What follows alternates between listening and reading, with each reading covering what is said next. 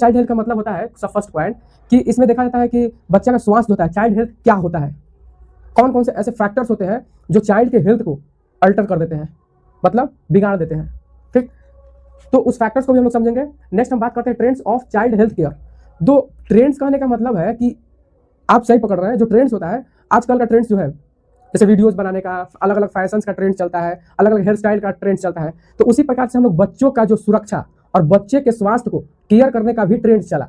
तो हमारे हिस्ट्री में बहुत साल पहले ये किसी को नहीं पता था कि बच्चे को केयर कैसे करेंगे, बच्चे के स्वास्थ्य को केयर कैसे करेंगे, बच्चे का जो ग्रोथ और डेवलपमेंट होता है उसको प्रमोट कैसे करेंगे, बहुत सारे इन्फेक्शन से कैसे उसको प्रिवेंट करेंगे, प्रमोटिव केयर कैसे उसको प्रोवाइड करेंगे, ठीक, उसको रिहेबिलिटेट कैसे करेंगे, ये सारी चीज नहीं पता थे।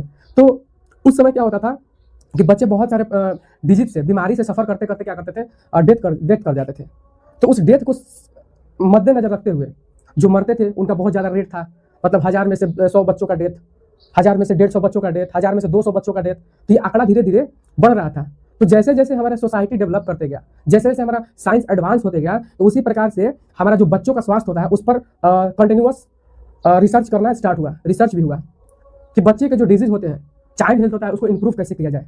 बच्चे का स्वास्थ्य को लेकर बहुत सारे ऐसे ट्रीटमेंट्स आना स्टार्ट हुआ, दवाइयां बनना स्टार्ट हुआ, किताबें लिखा गया। ये सारा हम लोग पढ़ेंगे ट्रेंड्स में, trends of child health care. Next हम लोग बात करेंगे चाइल्ड हेल्थ प्रॉब्लम्स।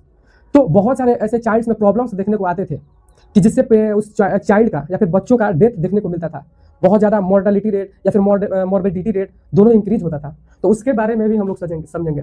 नेक्स्ट आता है डिजीज पैटर्न।